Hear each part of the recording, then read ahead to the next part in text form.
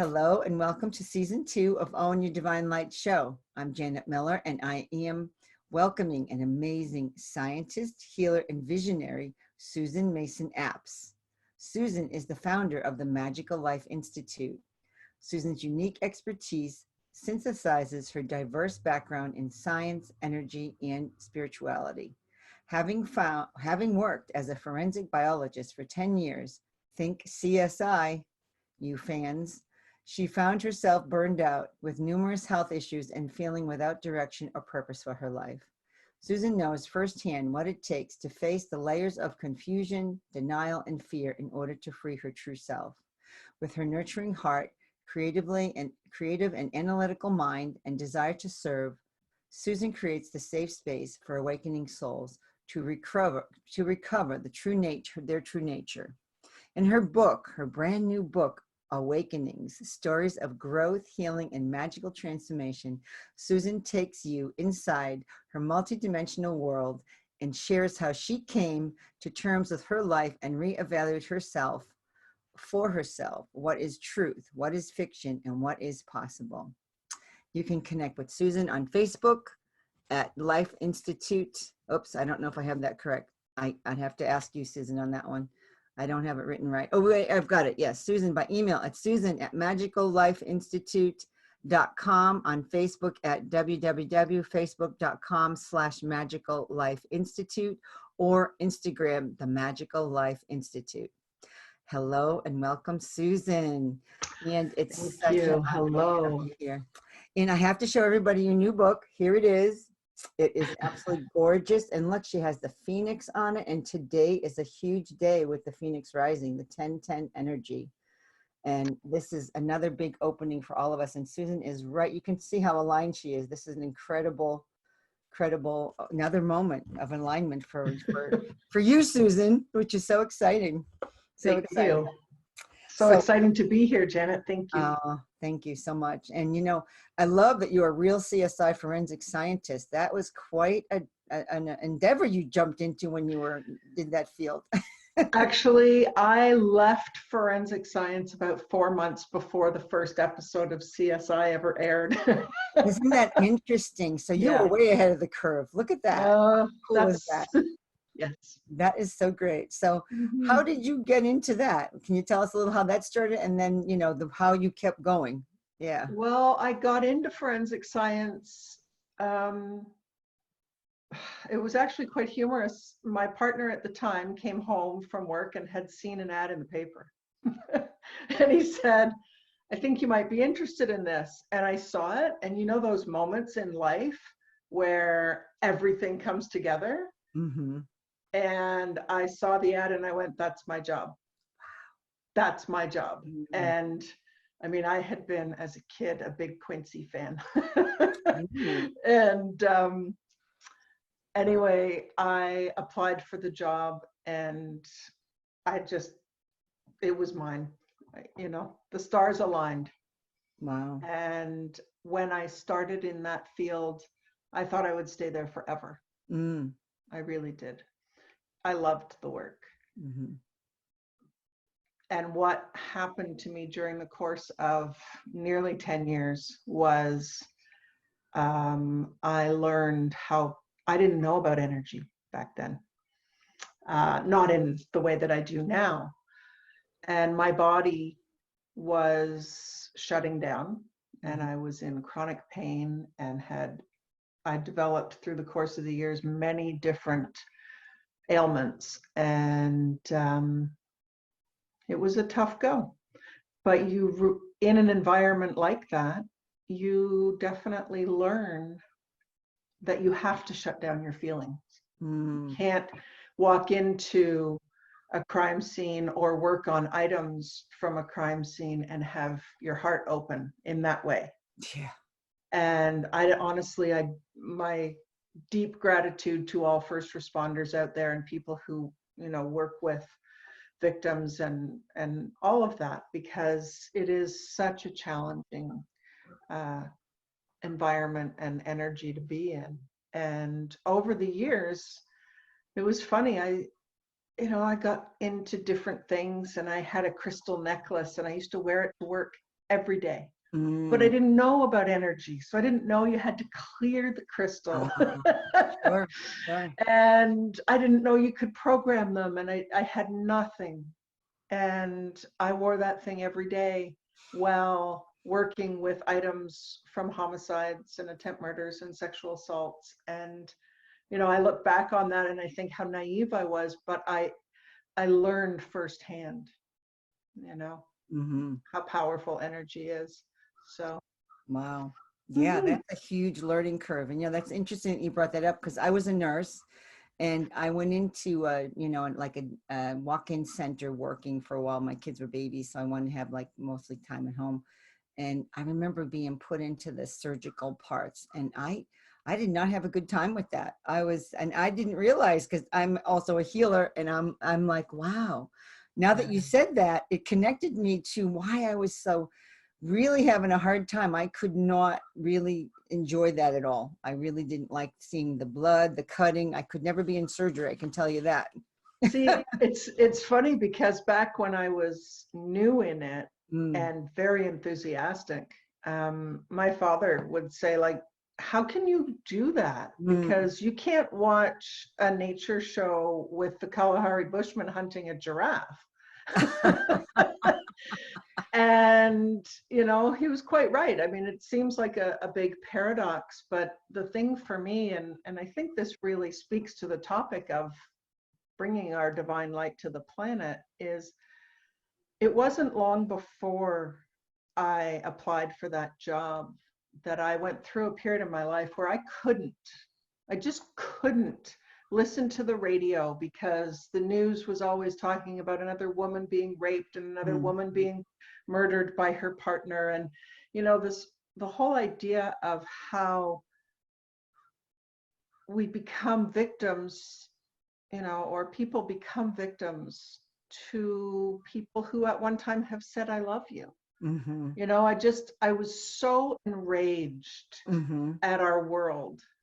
And I stopped listening. I couldn't listen to the radio driving to work. I put blinders on as I drove past, you know, business establishments that supported such things. And when I took the job and when I went after the job, I realized that it was a way for me to play a role. I couldn't stop crime, but I could play a role in the process. And somehow that gave me the power that I was feeling I was without previously. You see what I'm getting at there? Yeah, I do, because I was, as a nurse, I wanted to be of service, and that was my whole thing, to help people and be of service. And so nursing was the first thing I could think of. I didn't know what else to do with myself. I'm like, what else do I do? This is the quickest thing I can do, because that's where I was guided. And I enjoyed it only to a point, because I knew it was good, but it wasn't where I really wanted to be. Like you realized that this wasn't where you wanted to be. So all right, so I love how you talk about programming. So let's go there, which starts when you're young. Like you said, you never felt apart and you were full of questions and why people looked at things the way they did. I love all that. And as a child, I too felt so much. And, you know, you really connected me with so much of my own stuff. I said, oh my goodness, this is so powerful. Your book is so happy to hear that. It's so true. I mean, Susan, this book is absolutely a gold mine of information for people to know how to connect with themselves. And I was very affected by emotions myself and reactions, and felt out of alignment with all the things going on around me, just like you, just exactly. So much drama. And so how can you tell us about your experience, how you saw your experiences and the programming, as you call it, that you encountered? That's a loaded question. I know. That is a loaded question. Go as far as you want.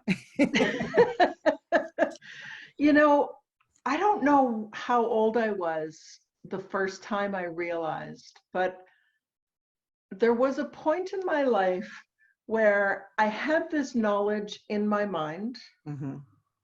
I think it would be like pre-ego, you know, like it was just there. It was like my true self was still there, and I could witness my adults, you know, parents, teachers, whatever, And I could see them doing things that just didn't make any sense. And I could Mm-hmm. never understand why they did things or asked things or demanded things to be a certain way, because it just seemed so in violation Mm-hmm. of what was natural and what was right, in Mm-hmm. my mind at least. Mm-hmm. Now that's right as a child, as a soul. I mean, how do you decipher? I don't know.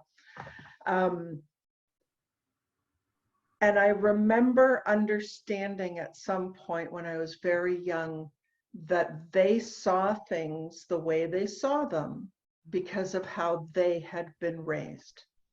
Wow. I don't know the first time that came in. I really don't.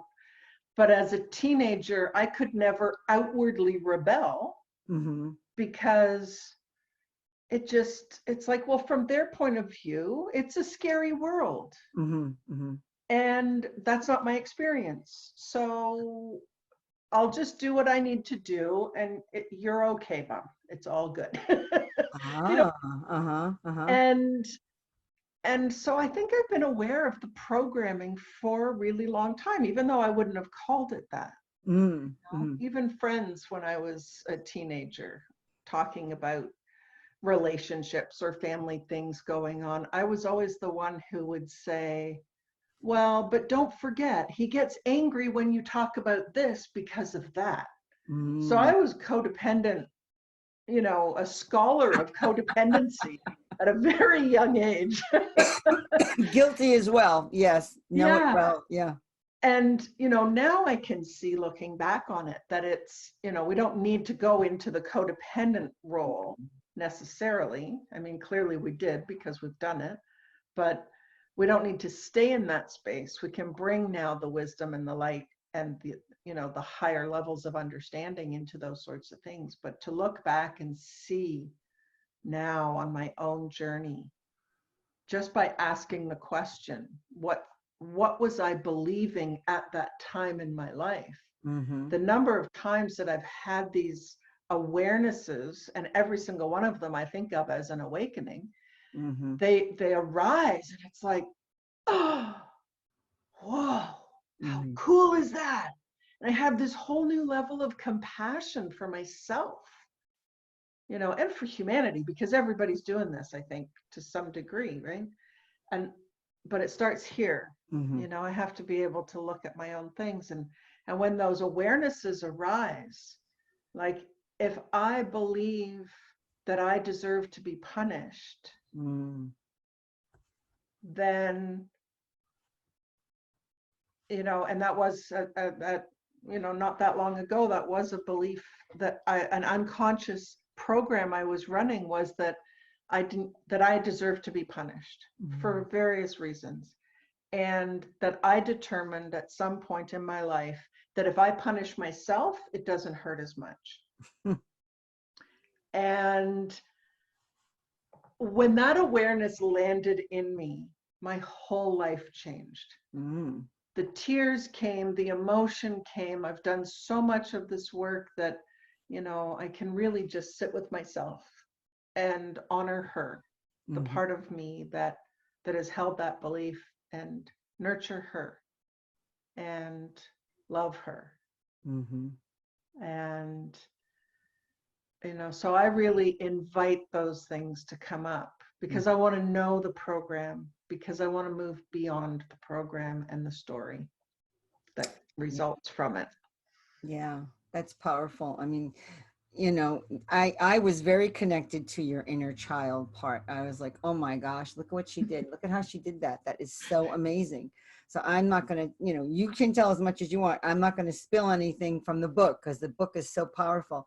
And it was such a deep, you know, read, and a deep, you just had a depth of wealth of knowledge to help people find their own inner child. It was just a beautiful process you put yourself through, and it just kind of happened. I mean, you kept putting out the questions, I want to know more, and then you got it. It was like, wow. Like, you know, sometimes I didn't know enough to ask that question, which I think it's so great when you know enough to ask it, because look what happens, then you get it. Sometimes we're so caught up in these boxes we're put ourselves in, we don't even know enough to ask that question. So, well, and I think that's where being a scientist comes in, because as a scientist, I mean, in this day and age, it would seem that scientists aren't supposed to ask questions, they're just supposed to get the right answers. But back when I was a scientist in being educated, and we were encouraged to ask the questions. So, I mean, some of my favorite spiritual teachers that are out there are scientists as well. And that really helped me in my own journey. And so I remember the day it happened. I was, you know, at my wit's end and so fed up and so angry and so feeling so broken. And it's like, well, what now? Do you really believe what you say you believe? Whoa. Yeah. That was a big one, you know. Do you really believe what you say you believe? And I think, and I was just talking with a client about this yesterday, that I'm really not interested in believing in anything anymore. I want to know. Nice. And how am I going to know? Well, if I do the experiment, then I'll know when I have a result. It's my result. Other people may have other results, and that's okay. We're all doing different journeys here. And I think if we all were to ask those questions, then we'd all find our own answers potentially.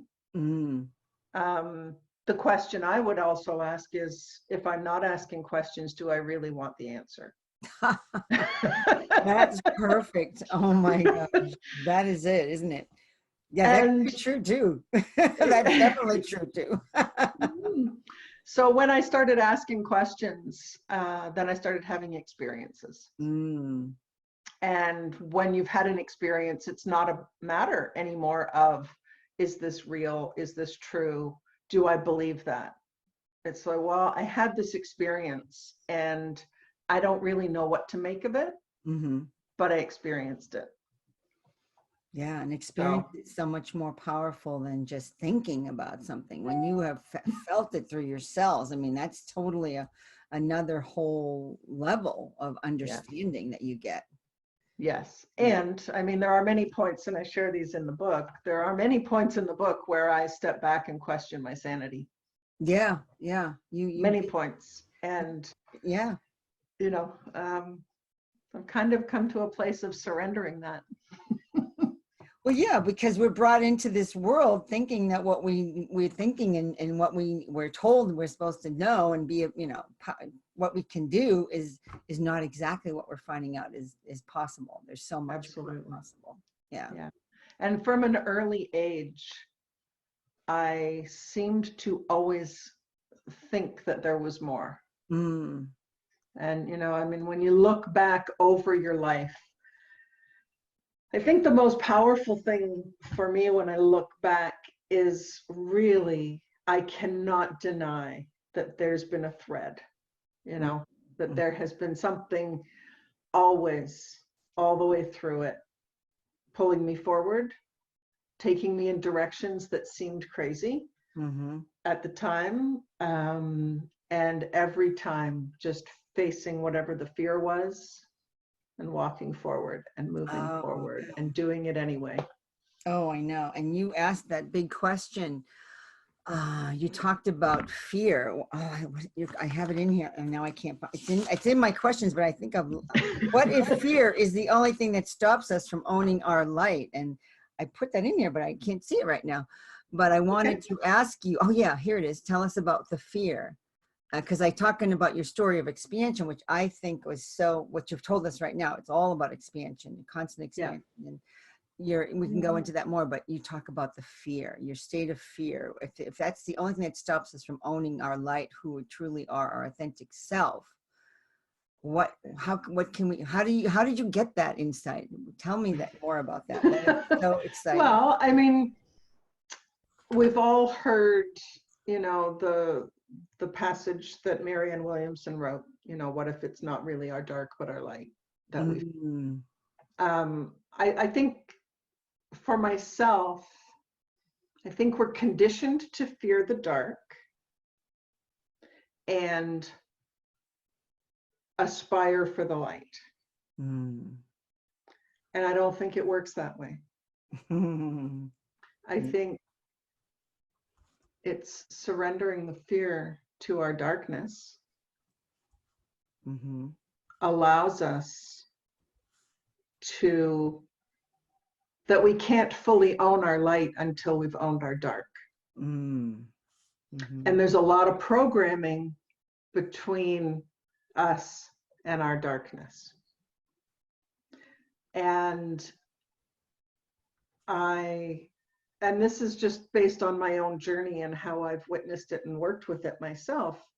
It's, for me, the moments when my darkness, those unconscious beliefs, the shames, the blames, all of that, coming face to face with that, looking in the mirror at it and saying, you know what, I love you. I know you think you're a huge loser. You're not good enough and that you're not this enough, but I'm going to love you anyway. And it's not an easy place to be, and it doesn't feel comfortable. And I've gone there so many times. I would say I got too comfortable going there, and then you can, create that, the attachment to always being healing. Okay. And then the recognition of that and the desire to now step in and live my light, supported through all that other part of me. Because it's that other part of me that has brought me to be able to stand in my light more and more every day. Yeah. Wow. And the bottom line is, the question I always come back to is like, do you believe we're all one or not? And I do believe that, and I've felt that. So how can my darkness not be part of who I'm meant to be? And that separation and the fear of that, so the thing that I really like to do as an exercise that, others may want to embark or play with, is just to imagine. So what if it is only fear between here and where I want to be? Just imagine, what does that fear look like? What would it look like? What would it feel like if you could dissolve that fear right now? Wow. And feel, just imagine it. Just imagine that you're feeling it. And, I love Einstein, that quote from Einstein, that imagination is the most powerful, more powerful than knowledge. It's the precursor or something of coming events. And that's really been my experience when I allow myself to drop into just imagining what I can't conceive of because of my programming. Yeah. Because you can't defy the program until you've got something else, some other evidence for the mind to latch onto, or at least that's how I see it. And, so imagining something, and then there's a new feeling gets invoked of, it's like, okay, well, if I didn't have a fear about this, what would I do? Well, I'd go do this. Okay, go do this. Stop thinking, just go put your head down and go do it. Oh my God, I'm so scared. I'm going to do it anyway. Yeah, that seems to be the best mantra to live by lately. Especially, I feel like that because we all get wrapped up in the fear. Even, it doesn't matter what you are as a healer. We have our fear moments, but then to get through it, you've got to get through it. Yeah. Don't let it stop you. Don't let it freeze you. And then, just keep going, just get through it. And then you just have such an unbelievable awakening again into things that you can do that you never thought were possible. It's just, It's such a beautiful new understanding of yourself. It's like, wow, I didn't think I could ever do that.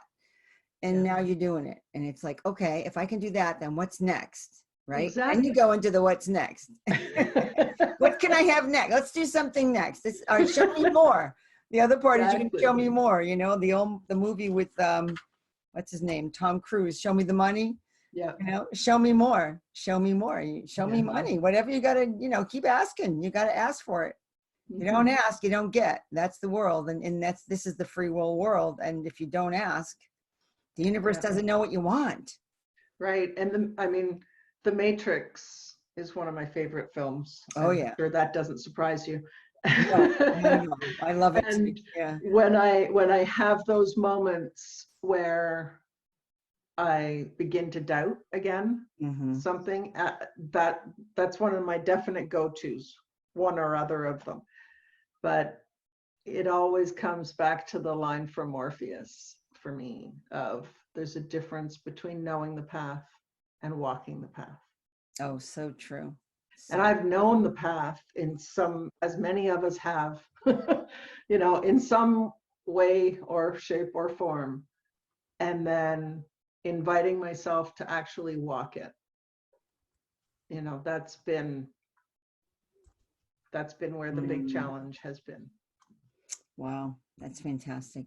So thank you for that. That's a great insight. So another concept you brought up is, what if life really does happen for us? And that was like, wow, for us. It happens for us. That was an interesting wording. Can you expand on that? Well, it's so easy to be in the place of, oh, this happened to me. And when I've been in that space of, you know, they did this to me, he did this to me, whatever, it's victim. Yep.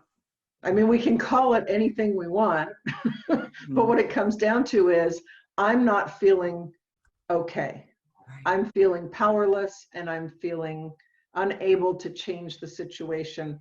And the way I feel is the result of something outside of me, which to me is victim. Okay. And having been in forensics for 10 years and lived the childhood I lived and the adulthood I've lived, I feel like I've drowned in victim. So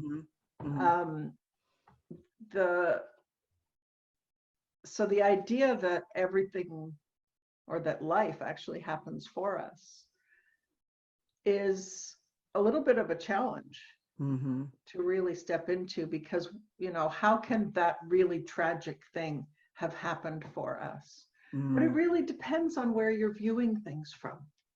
You know, where are you perceiving from? Yes, at a purely three-dimensional human basis, you know, the loss of that child, that, you know, partners, challenging, all those hardships that we go through on a purely 3D level, yes, they do happen to us. That's exactly how it looks. Yet,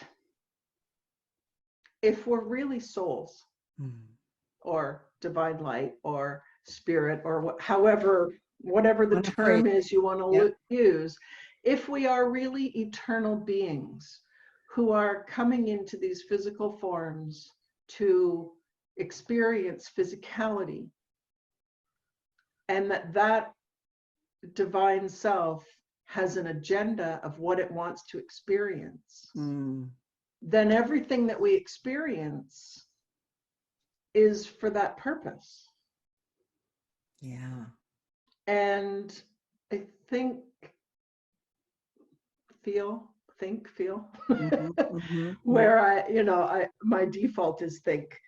But you're really feeling it, because I can see that. Yeah, I am feeling it now, but the word, it's easier, you know, my habit is to go to the think. But if you feel that part of you, that divine essence of you, and say, why? Why do I need to have this experience? My experience has been, that's where my awakening insights come. And it doesn't take the pain away, but it changes it. It's like the pain of childbirth is different when you know that there's a baby on the other side of it, hopefully. Yeah, yeah. And, you know, the whole discomfort of pregnancy. There's, you know, you're working towards something. And I think our spiritual journeys are very much like that, but nobody's told us that we have this baby coming at the end of it. And maybe that's our divine light that we get to own, you know, and all the struggle and strife and growth that we go through is really a gestation. Yeah. That's really how I perceive it. That's a great analogy. Yeah, that makes so much sense, because it's almost like you've come full circle with what you just said, because you started as a youth and you were asking the question, and now you come back and you're saying, no matter what has happened in your life, no matter how tragic, you are saying, okay, what did I need to know? What did I need to know from this? And that's a really, it's such a big question to ask, but it's such a good one, because then it kind of lightens what you've been through a little bit. It no does, matter how and bad. Well, you know, I can allow myself to view experiences as the human, and I can allow myself to view experiences as the divine human, who has that higher level perspective. That, love that. Yeah. You know, when I stopped stamping my feet and having temper tantrums about things, you know, as we do when we want it our way, or when I wanted it my way, you know, there is a coming together of all the pieces. And that, of course, that's the true journey of this whole life. I think it's the mastery, it's the owning that your divine light, as my show says, and how you're saying. And I love that once you get into you look at it from a human point and then a divine human. Oh, that's beautiful. Just perfect. It's a perfect way of looking at it, because once you can step into that consciousness, then you can't totally go back to that old way of looking at it. You just can't. No. Yeah. No, you really can't. And the awareness in the moment of, you know, habits or default reactions, you know, when those start to show up, it's like, you know, all one after another, just clarity, clarity, clarity, you know?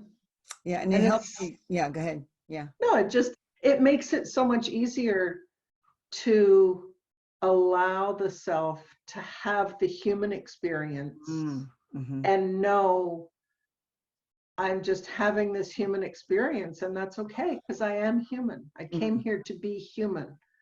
You know, so much of the spiritual journey I was exposed to early on was about connecting to my angels and my guides, and I want to be up there. Well, I'm really good at being out of this body. You know, let me tell you, it's only recently that I've been learning how to be in the body. And and if spirit came here to have a human experience, then I better let spirit come into this body and have that experience. Yeah. Wow. Well said. So true. No, I totally love that, because that's exactly what it is. And it's taken us, I think, 20 years since this journey started to get to this total understanding of what you just said. It's taken us at least 20 years, because in 20 years, we've all shifted so much. Absolutely. It's been light years. Yeah. I just feel like lifetimes and lifetimes have passed. And they do say that, you know, this life is all about bringing in all your other lives and the mastery that you got, and it's all coming back in, and we're learning. I mean, that's the divine jargon, but you know. No, and I agree. I agree. The things that I've remembered, or the things that have just come out of my mouth, you know, in talking with clients or friends or whatever, it's like, whoa, isn't that cool? Okay, I didn't know I knew that. Yeah. You know? And, you know, it's a lot of fun. Yeah, and they say the ancient knowledge is coming back for all of us. The things that we knew in the ancient knowledge is going to come back because it's time. It's time for us to reconnect with all that. And yeah, I remember going to healing school and the word Tantien came up and I'm like, I know that word. Why do I know that? I didn't even know I knew that. I'm like, what is this all about? Why do I know this?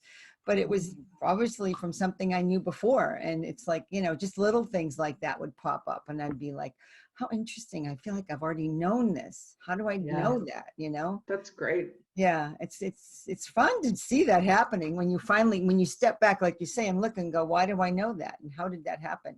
Those are, I have asked a few questions, I guess, now that I've said that. I'm like, okay, you did ask a few questions. Exactly. Yeah, yeah. So, and then I love what you say. What if you could feel safe right now to remember who you are? That is huge. And that's what I think keeps a lot of people from going forward, is they don't know how to stay safe. They don't know how to be safe because the world doesn't promote safety in so many ways. No, it doesn't. And I think that question is directly connected to the fear question, because if we're in fear, we're not feeling safe. And, you know, I've been doing a lot of work with myself in that regard. It's like, what does it feel like? What does safety feel like?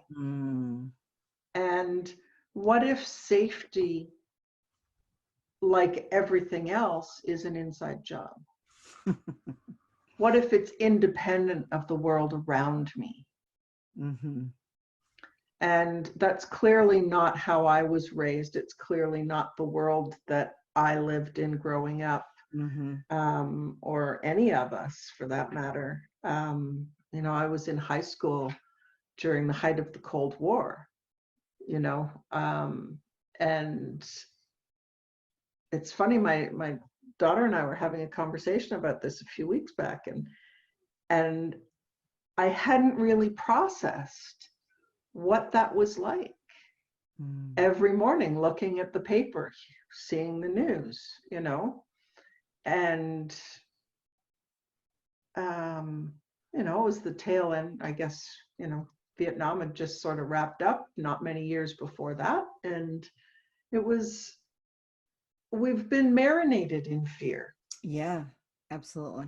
And so you know, the safety issue for me is directly linked to the fear, because, and I've taken it to the place of, if there's fear in any action, you know, if I'm being called to take an action based on fear, I know there's no truth there.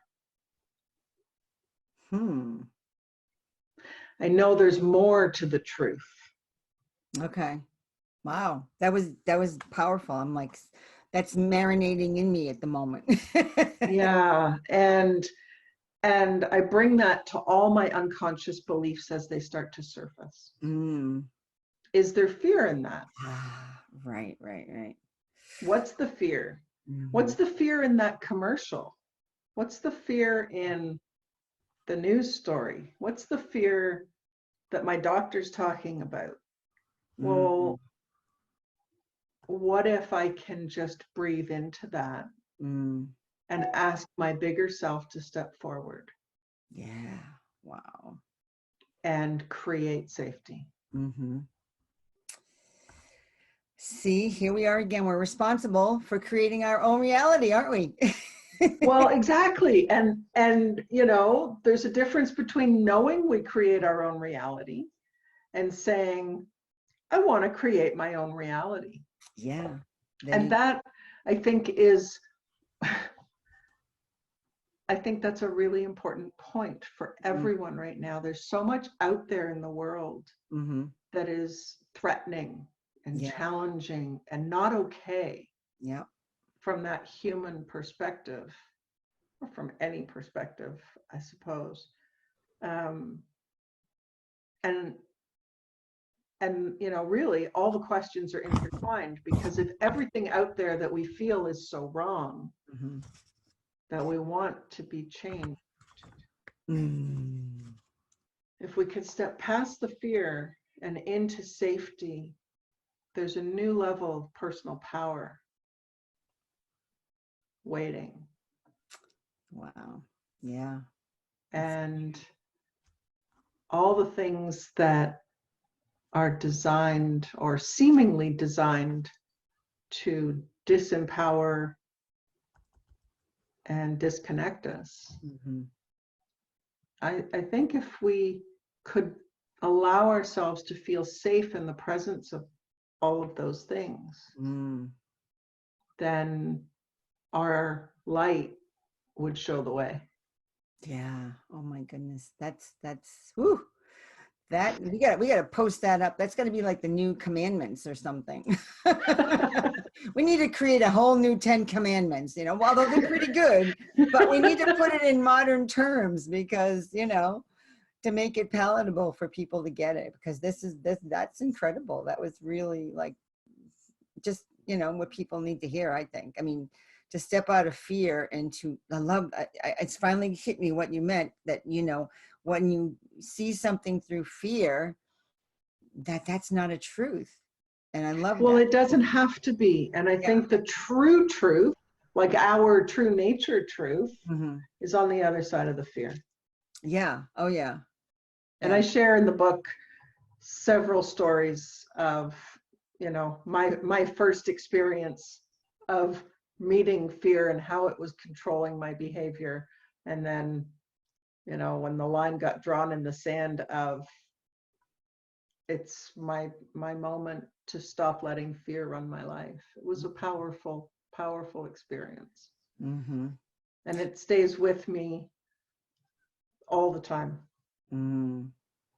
So yeah, you had a lot of powerful experiences. So what from the book is something that you really want people to think about before, you know, I want to ask you more, but a little bit more about the book. What about what's your main message that you feel the book is presenting for people? Like what you wanted to give people? That what you think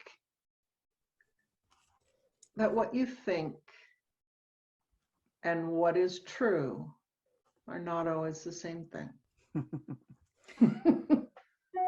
So, well, yeah, go ahead. Yeah. And that if you're not liking certain experiences, start asking yourself questions about those. Yeah. And I don't just mean asking your little mind questions. You know, another Einstein quote of, you can't solve a problem with the same mind that created it. Right? That's where we're really being called to elevate or expand our own thinking.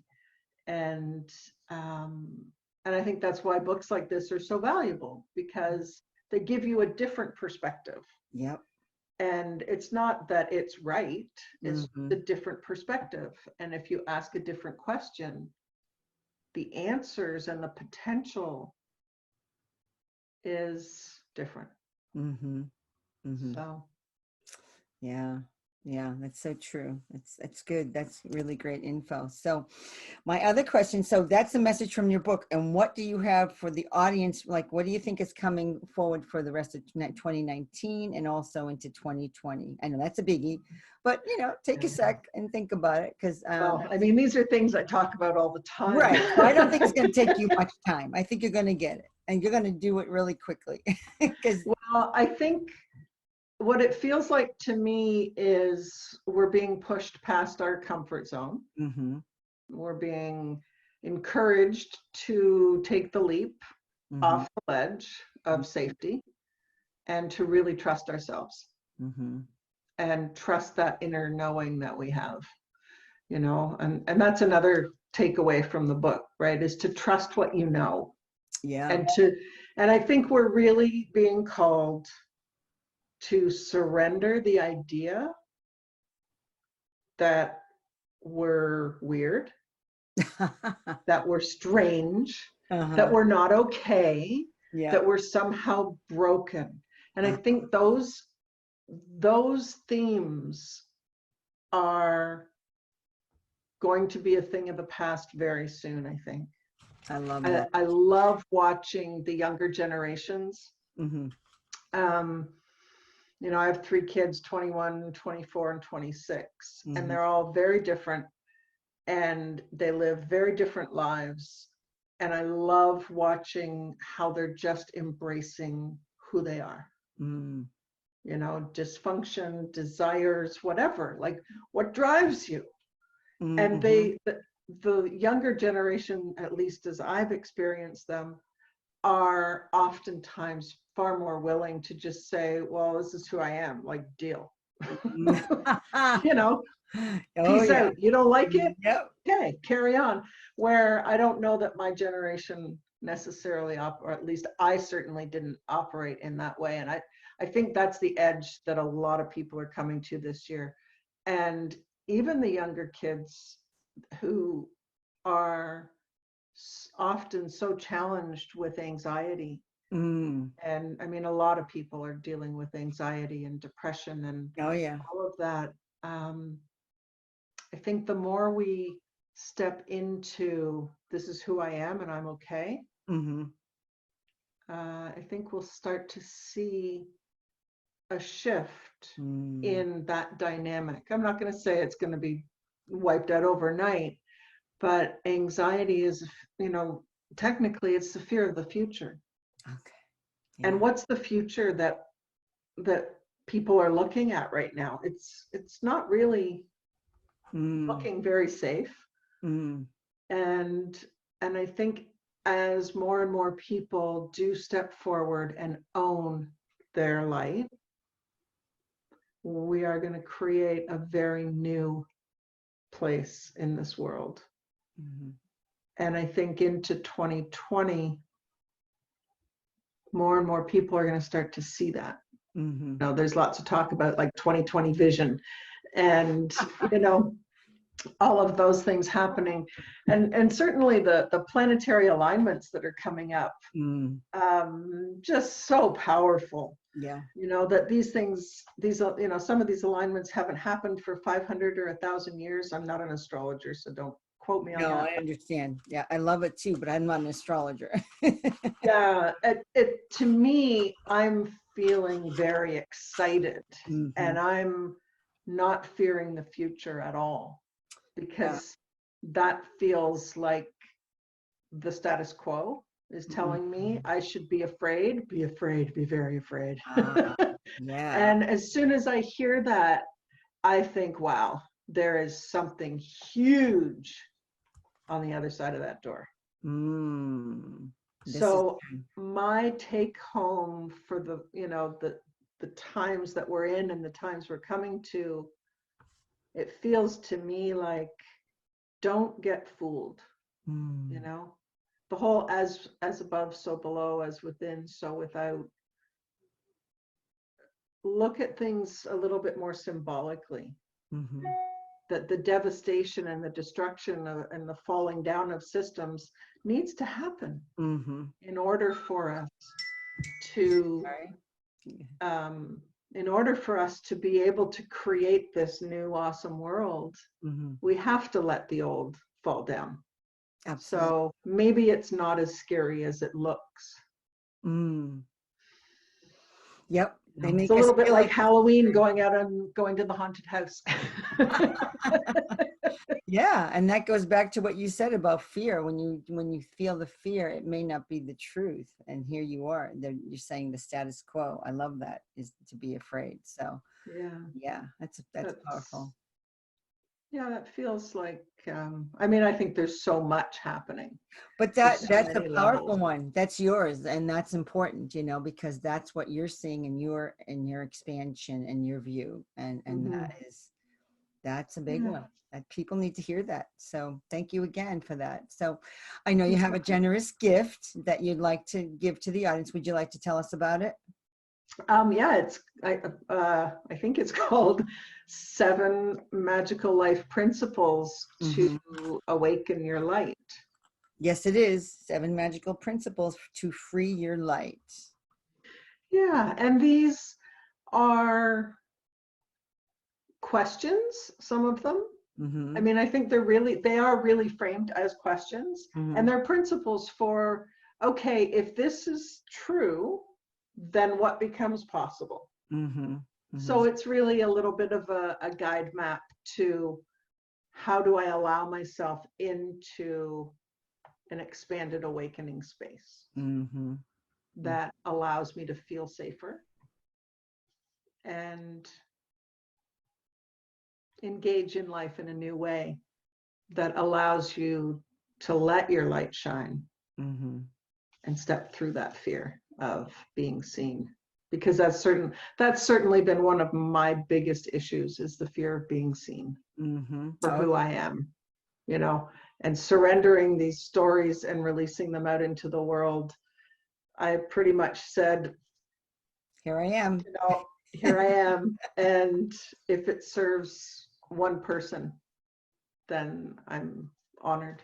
Yeah. Oh yeah. It served me. Just reading what I read, it was huge. I was like, wow, these insights are so powerful. They really are. And so I'm just telling the audience, you've got to read the book. You've got to get this wonderful book called Awakenings by Susan Mason Apps. And you were the lead person. And then there are some other co-authors in there, but Susan has got the main story, which is absolutely fascinating. And it's not just fascinating, it has a lot of deep understanding and depth that she learned about herself, and that could help you and to learn about yourself. So it's powerful work and just so well needed right now. So thank you for that, Susan. It's available on Amazon at this point. That's right. I haven't got it out in stores yet, but we'll see how we do with that. Yeah, it's on Amazon, so you can order it. It's really, really wonderful book. I highly recommend it. So, and I want to thank our audience for listening and to always, you know, emailing me. I love hearing from you, and you can email Susan. Let us know any comments, any awakening moments, the ahas that you're getting from this amazing conversation with Susan. It was so great.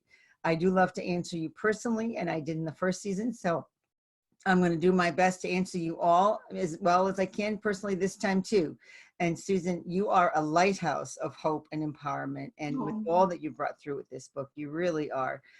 And it's an amazing journey with awakenings that were so deep and so revealing. You were present for all of it in so many ways. I mean, that's the part that just blew my mind, that you could be so present. And I love that. And that's going to help so many people to say, you know, that happened to me. That's how it hit me. It was happening to me in different ways, but you put it into words. And I think that'll help so many people on their journey. And now you're bringing all these people and this to others, and you're helping them unlock their passions, ignite their authenticity, and finally create the lives they love. And I am Janet Miller, and I will see you on the next episode.